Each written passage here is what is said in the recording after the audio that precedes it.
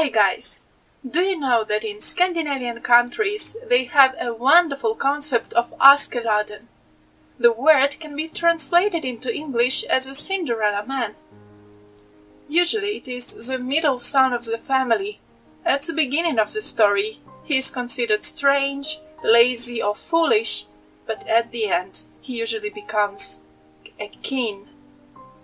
The poet we are going to speak about today is a kind of Ukrainian Askeladen, Ukrainian Cinderella man. His name is Taras Shevchenko. Taras Shevchenko was born in 1814 in a poor Ukrainian family of serfs. During that time, Ukraine was a part of Russian Empire, and most of the peasants were serfs. The word slave is nearly an exact synonym of a serf in Russian Empire, because the serfs could be sold, bought, they could be raped, they could be sent to army. Nearly any wicked thing that their master wished could be done to them. Shevchenko was not the only child, surely. It was a kind of family with many children, and moreover they lost their mother very early. Later on, Shevchenko loses his father too. From his early childhood, he has a passionate dream. No, it's not a dream to write actually. He wants to draw, to become an artist. But the first problem he meets with is that he can't find a teacher. He goes from village to village, he tries to ask someone to teach him, and finally he finds a kind of priest in neighboring village, and the priest says, "All right, I see some talent in you, I'm going to give you lessons, but I need a special allowance from your master." So the young Shevchenko goes back to his own village to ask for this allowance. Can you imagine that when he enters the palace, he gets to know that his master, Engelgard, that's the surname. So the master Engelgard needs a young servant in his palace, so he decides to take Shevchenko as a servant to the palace, not as an artist. Maybe at that moment of Shevchenko's life, every dream seemed to be crushed. But in fact it was just the beginning of wonderful, nearly fairy tale-ish story. Later on, Engelgard starts to travel, so he goes to Vilnius, later on he goes to St. Petersburg, and Shevchenko moves with him all the time. Moreover, he doesn't stop to draw, he draws. Every single minute when he has, like a kind of free time, he goes to the master's gallery and tries to make some copies. Taras Shevchenko appears in St. Petersburg. And here he meets Ivan Soshenko, an Ukrainian artist. Soshenko sees that the guy is really extremely talented, and he has an idea, a really good one. He thinks that it would be nice to give the freedom to the guy, to make him free, and to give him the artistic education. But to make the plan working, Soshenko needs some money. So he goes to Karl Brylov, famous Russian artist of this time, and asks Brylov for help. They have an idea to make a lottery. Famous Russian poet Zhukovsky stays for the portrait. Karl Brylov draws the portrait of Zhukovsky, and later on the portrait is sold in this lottery.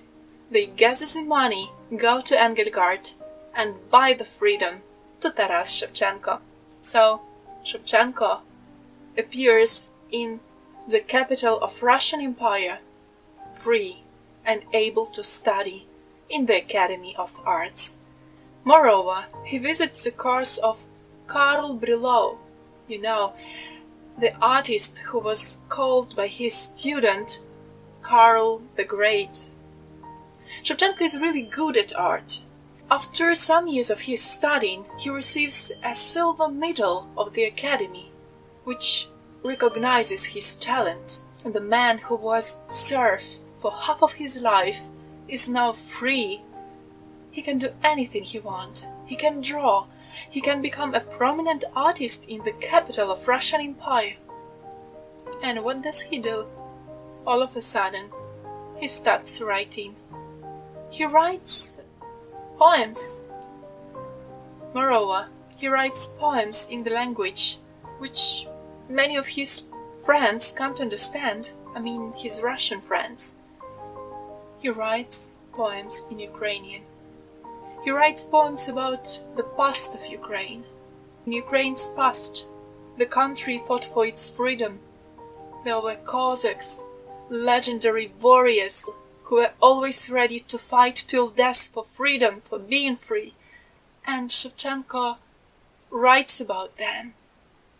He speaks about all the evil of being a serf, depicts a lot of young women, like raped women victims, depicts his own country, Ukraine, as this kind of women victim. But at the same time, he's not victimizing Ukrainians. He's giving them power, he's giving them voice. And the book, because the poems one by one are becoming a book, the book is getting published, and it is called Kobzar. Kobzar is Ukrainian word for a wandering singer who goes from a village to village, who is blind, who is led by a small guy usually.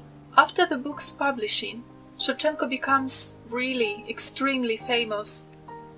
He spends 3 years in Ukraine, maybe the most wonderful years of his life. Ukrainian women from elite circles are falling in love with him. Ukrainian artists, poets, writers somehow love him and, envy him because he created a kind of language no one could create before. His language is alive. It's vivid, it's full of power, and at the same time it's wonderfully lyrical. But the idea of freedom and of free, separate Ukraine in his poetry surely is not the one that is liked by Russian Tsar. He is imprisoned. He is sent to Siberia for 10 years. So now you may ask me, Katya, what's going on? You told us that Shevchenko is Ukrainian Cinderella man.